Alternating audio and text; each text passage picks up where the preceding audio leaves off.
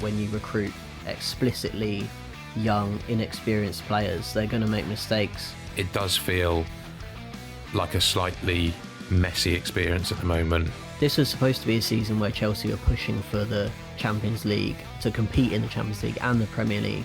It's not like Chelsea fans to be fickle, is it, like that?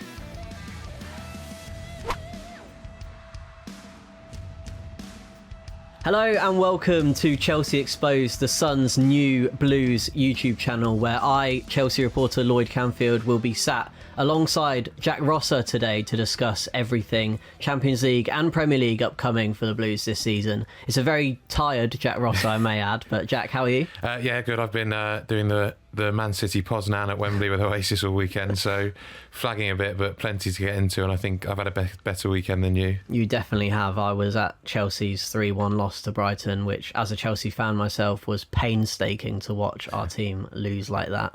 But we will also be joined, thankfully, by our Lord and Saviour, Dan King, who's currently rushing in on the train from Stamford Bridge. He's been at Enzo Maresca's press conference ahead of the Benfica game.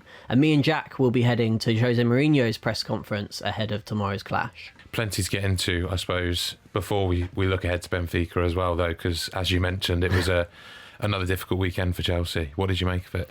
Yeah, the game to Brighton was genuinely painful to watch from the press box at Stamford Bridge. I mean, ending the game firstly with Badiashile came on for about 10 minutes at the end, almost got himself sent off in just 10 minutes.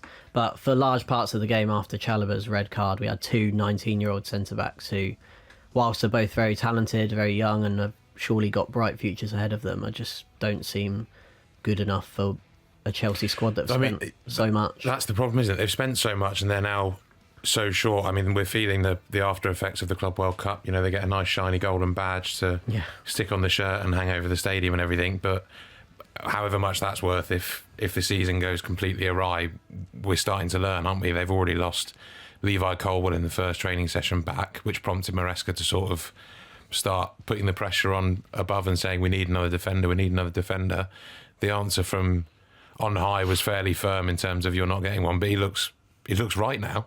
Yeah, well, there were links to numerous defenders, and also Chelsea have sent like Mamadou Sarr out to Strasbourg. He definitely would have been helpful at a time like this, but again, it's just a kind of stockpiling of these young, and like I said, they're very talented. They're not bad players at all, but this is a result of what you get when you recruit explicitly young, inexperienced players. They're going to make mistakes. They're going to make individual errors, and the defence just. Well, I think we've seen that over the last couple of weeks, haven't we? You go from the Manchester United game where we get Robert Sanchez is one of the more experienced ones, but another silly mistake from him there, and that we can go into that, but that's another sign of the ill discipline that is around Chelsea. It wasn't just Nicholas Jackson that picks up yellow and red cards and suspensions left, right and centre. It's a deeper problem that's been there for quite a long time now. Pochettino was really grappling with it at times.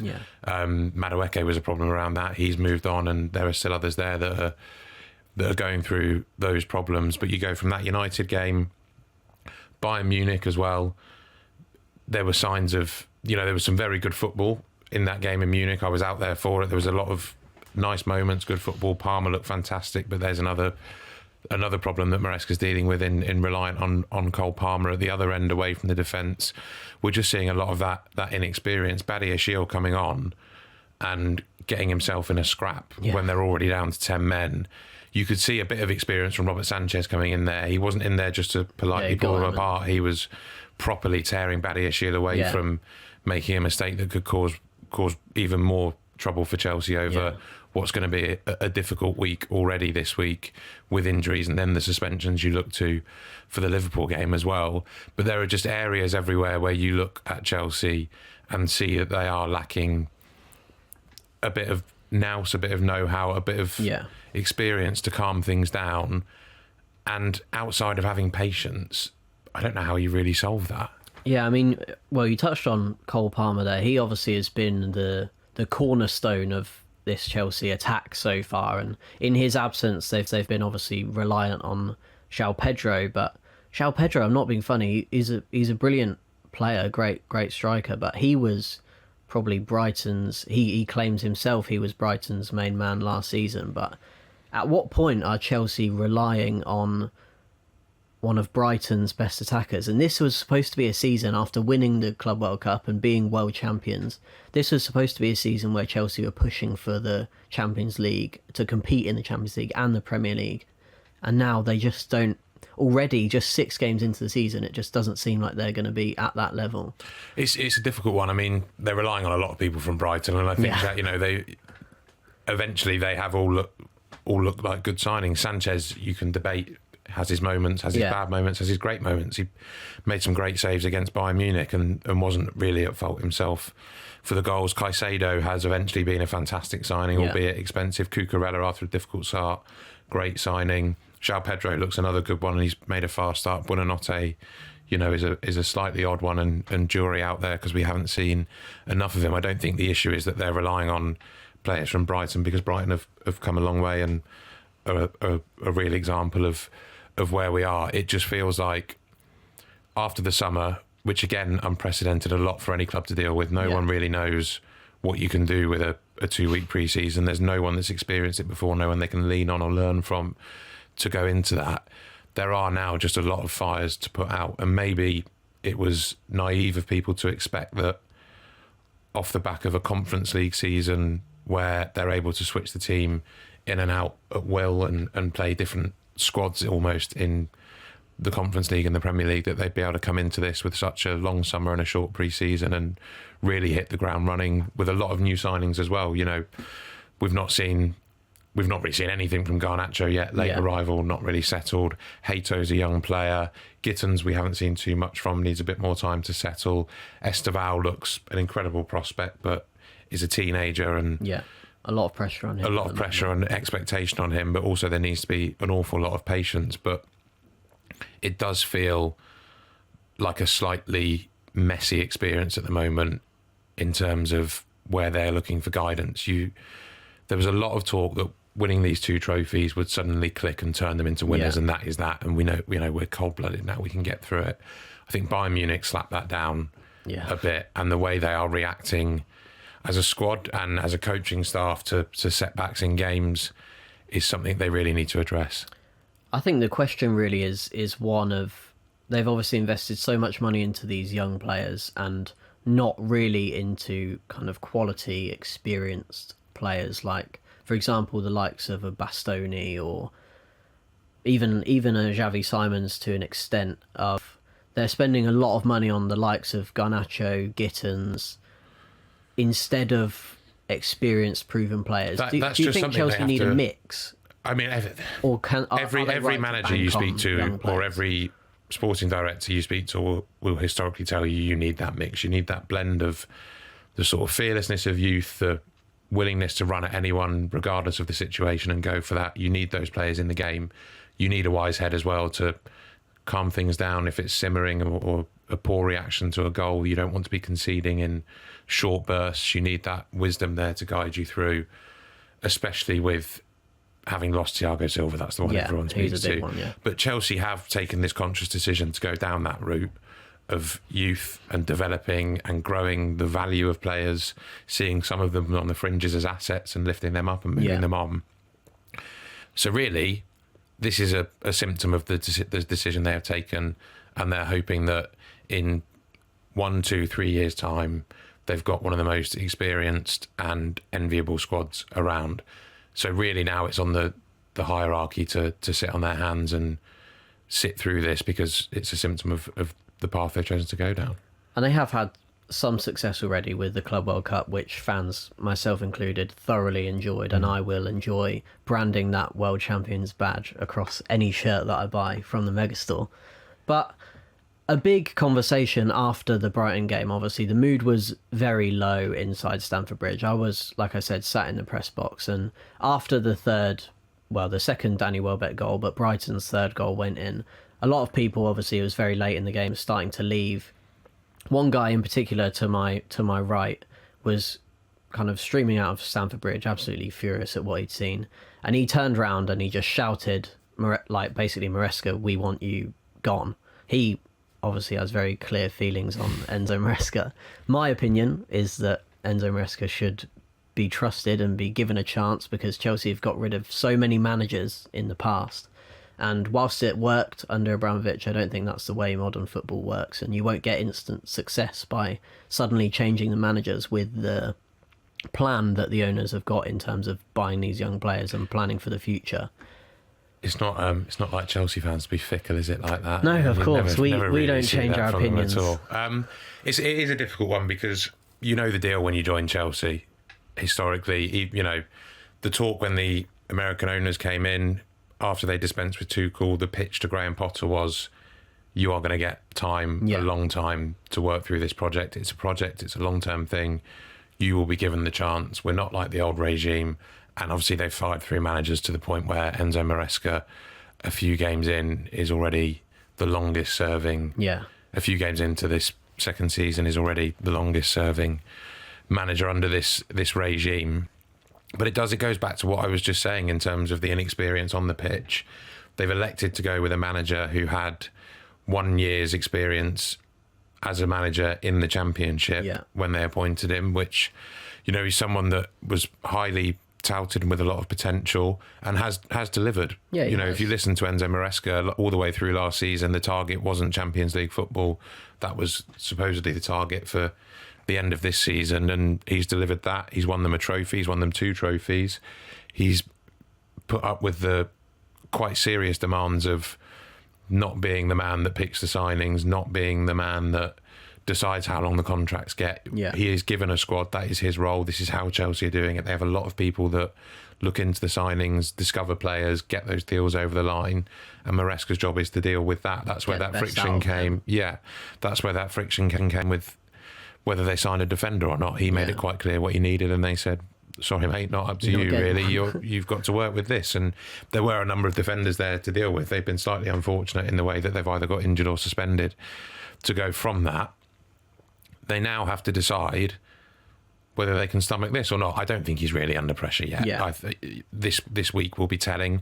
2 huge games with Benfica and Liverpool. If they go wrong, we're in a very different space, because if you want to compete at the top of the Premier League, if you want to compete in the latter stage of the Champions League, I mean, it won't be a good look if they lose at home to Benfica. Yeah. Bayern Munich is very different, very especially good side. With Mourinho being especially with Jose coming back, and that's where that game becomes rather awkward, because I can't remember an instance since he's joined of Chelsea fans singing Enzo Maresca's name.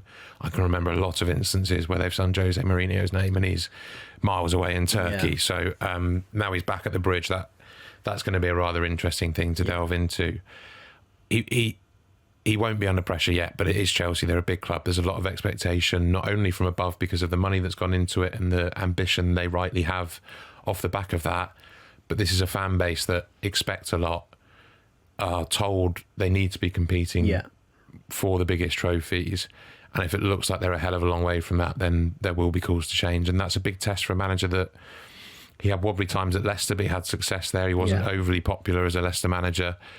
None of the managers really have been that popular that this regime have appointed. Tuchel was obviously a hangover from Abramovich and was popular after winning the Champions League. None of these managers have really won the fan base over yet. That is the big task. And there's only one way to do that, and it's delivering silverware. So that's his big challenge. Yeah. Well, he said that today in his press conference. I've had a quick read of some of the things he said, and Dan will be here later on to deliver the truth on what he actually did say in that press conference. But he said himself, last season at times the Chelsea fans were singing, "We've got our Chelsea back," and the chant before that was, "We want our Chelsea back." So the Chelsea that fans so clearly identify with is one that is winning trophies and consistently competing at the top level. And I think Enzo Maresca has helped the club get back to that stage. Like, genuinely at the start of the season, whether they were naive or not, fans were genuinely expecting to be in and around the top teams in the Premier League, and will still be, despite the loss to Bayern Munich, will still be expecting a run fairly deep in the Champions League. Well, it's so easy to do that in the Champions League now with this new format anyway. They could lose the first 4 games and still comfortably qualify and get through. You look at PSG last year, and I think beating teams like PSG in the summer, whether they were at full tilt or not, raises that expectation. Obviously, the way they started last season, being in and around the top 2 or 3 at Christmas, even though Maresca was saying we can't do this, we can't sustain Yeah. this. You almost need a reverse now, where he said last season, after a flying start, a fantastic start, that we cannot keep this up, which he was right, but sounds weird from a manager of a huge club like that you sort of go, we're not doing this, boys, because you can't give players these excuses. The benefit of giving players those excuses is that he said it and he was right. Yeah. If he now says, we are good enough to compete, you need to sort this out, put your foot down, they will take that with a bit more heft. So this is where he now really, especially if it keeps not quite going right, they've had difficult games. He says they're going to learn from them. We need to see the evidence of that, starting with Benfica, really. Yeah, I think as a fan, you want to see the manager kind of come out and prove that he's here to fight and he's here to win for the team. And I remember a bit of a strange instance under Graham Potter, because he was quite subdued a lot of the time, especially because things weren't great, obviously, for him when he was at Chelsea. And there was that one press conference where he came out and he just said, like, we're gonna go for the Champions League, like, we're gonna try and win it. And that, even though it was like such a small moment, it really got the fans up and behind Potter and got them going. It does. You just also need to do it authentically. That's the problem. You need someone's come in, but you had with Potter doing the whole, of course I get angry. And he's such an intelligent and thoughtful person that doesn't sound right or ring true. So as long as Maresca doesn't look odd when he's coming out and saying these things, which I don't think he will, because he's quite sparing of his big hard hitting points, but you do need to hear a bit of that for it to start picking up. So if hopefully for me they don't, if Chelsea do lose to Benfica, then they lose to Liverpool, how long do you think Maresca lasts? How long do they give him before things improve? The thing you've got here is, I can't see, even if those two things happen, unless it's in drastic fashion, I cannot see them sacking him in that international break. You have then got another one in November. So if it continues to slide towards that, that's when you start seeing problems, and they may decide to make a change then, but that is all quite hypothetical at the moment. But at a club like Chelsea, you know whether they want a long-term plan or not. If it's not going well, you've never got long. Now, Jack, among all the doom and gloom, something that would really lift the mood would be a win in the Champions League tomorrow, the return of the Champions League at Chelsea. I'm personally excited to see that Champions League star ball in the middle of the pitch when the Blues finally get going in Europe's elite competition. A win over Benfica would be a massive boost for Chelsea, and especially over Jose Mourinho. They've got Ajax after Benfica, then Karabag away, which I believe you'll be heading out to. I won't be. Dan is flying out doing the long journey for that one. That is a long. Oh, and speak of the devil, he shall appear. Dan, the Chelsea correspondent. He's come straight in from the press conference at Stamford Bridge. Dan, we'll get you set up here and you can tell us all about it. So, Dan, welcome to Chelsea Exposed, the premier new YouTube show for everything Chelsea. You've just come from Stamford Bridge speaking to Enzo Maresca and Pedro Neto. What do you have to tell us from that? Well, I felt a bit sorry for Maresca because inevitably a lot of the questions are about Jose, and he's sitting in, if I'm not mistaken, the very room where Jose did his Special One press conference 21 years ago, with pictures of Jose around the wall with the Premier League trophy, along with Conte and Ancelotti, and he's there answering a lot of questions. And he'd obviously been briefed. He did it well. He said, he's obviously a legend here, legend at other clubs. It will be a privilege to play against him. I don't think he was quite expecting to be asked, well, they're likely to sing Jose Mourinho's name tomorrow night in the game, and they've never really sung yours. What do you think you have to do? And he said, well, probably just keep on winning trophies. Last season they at one stage of this thing, we've got our Chelsea back, but then they stopped singing that when Chelsea had a bad run. So he's away. He said, look, my goal is not to get my own song. It'd be lovely if I did. My goal is to hopefully get people singing "We've got our Chelsea back," which with Mourinho means winning trophies. And I think what Maresca will focus on and is focusing on is get away from the aura, accept that it's going to be the Jose show, and just you need to remember more the fact that Jose Mourinho has not won a league title himself since his last one at Chelsea. He's become more famous recently for picking fights with owners and so on, rather than actually winning big trophies. And Chelsea have got a great record against Portuguese clubs, and therefore this should be a game that Chelsea win. They did, of course, as well beat them at the Club World Cup, Benfica. What did Maresca have to say about players who potentially could miss this game? Or I believe he said João Pedro is being assessed. Or yeah, I mean, I think João Pedro and Caicedo will always be being assessed, because last week when he was talking mainly about Cole Palmer, he said it's not just Cole Palmer who's feeling the effects of playing all these games. It's João Pedro is carrying something, and Moises Caicedo is carrying something, and of course he will have like later in the week the extra complication. But the problem is he hasn't got a lot to choose from, either at centre back or at centre forward at the moment. So people have got to keep playing. And then Pedro Neto has asked, how are you coping with playing all these games? And Neto's actually saying, well, I quite like it. I mean, I don't know if you remember that we did a piece about how when he was a kid he was known as the atomic mouse, because he was just he was an absolute hive of energy, loves running around, and he said, well, actually I quite like playing lots of games. It means we do less training. So the players, obviously Pedro Neto will be ready to face a Portuguese team, being Portuguese himself. Jack, you were our local Portuguese man for the weekend out in Lisbon. What did you learn when you were in Lisbon watching Benfica and speaking to Jose Mourinho? He's still got the Jose show factor. They absolutely adore him. All the fans, the executives in Portugal are delighted they've got this figurehead back in their league at their club. I think he always felt he'd end up back in Portugal. The biggest question, like Dan spoke about, is whether he can actually still do it on the pitch. He had his first home win on Friday night when I was there. They came from behind, went 1-0 down very early on, and Jose was still storming around, constant presence at the side of the fourth official, slinging balls back onto the pitch to get things going again. But it's more the mentality thing I think they brought him in for. Everyone out there is saying that they don't lack talent. They've got they've got Sudakov, the Ukrainian, who's a very impressive player, Pavlidis, who Chelsea have been linked with in the past, but I think almost every English club have been linked with him at one point or other. He scored a couple of goals on Friday night.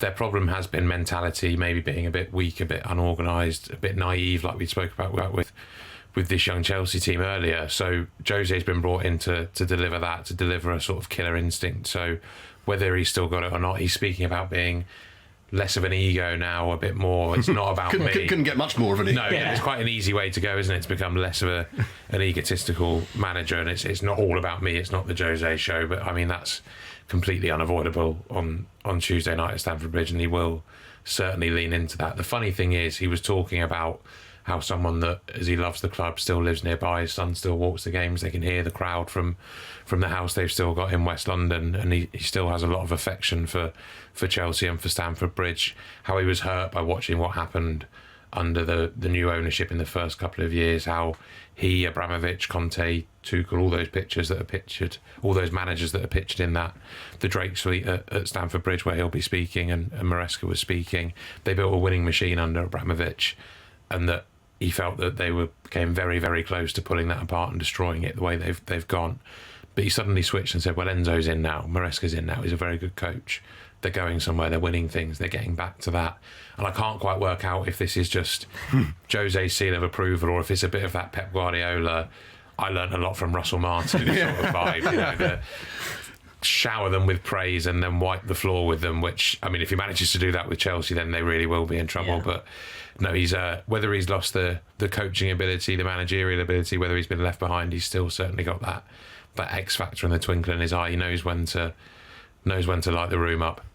Now, and if it does feel like a really big game though against Benfica, because the lack of victories, that whatever you say about the red cards, and he was very keen to stress that of the 5 games we've lost in the last 6 months, we had a red carded 4 of them. Well, 1, you got to stop your players getting red cards, and 2, and I think he acknowledges himself, you've probably got to get better at coping with that scenario when it arises. But I think even if we're Chelsea not to win tomorrow night, I think the heat would really be on Saturday when they're playing a wounded Liverpool team who are the champions, who've got attacking dynamism in spades, and you haven't got. They've got nothing to stop it. And you've not got your first choice centre halves, and some of your players are already running on fumes. Then I think that the pressure will really want. But as you were saying, if they can get a victory and a decent victory and sort of silence the Jose Mourinho show, I think that will give them a massive fillip, which is just what they need for this last game before the international break. Because there'll be 10 minutes at the start of Jose Mourinho constantly from the shed and from everywhere around the bridge. If they can start quickly, get an early goal, that will just happy days. They can all reminisce in the stands and nobody will be too angry. Whether they can do that is another thing. So that's been all for the first episode of Chelsea Exposed on the brand new Chelsea YouTube channel. I've been Lloyd Canfield and joined by Dan King and Jack Rosser. We'll be back next week to reflect on Chelsea's games against Benfica and Liverpool on Saturday at 5:30pm. Don't forget to like and subscribe. If you don't, Chelsea might just be subject to a defeat at the hands of Benfica and Liverpool. So you've been warned. We'll see you back here next Monday for more Chelsea Exposed.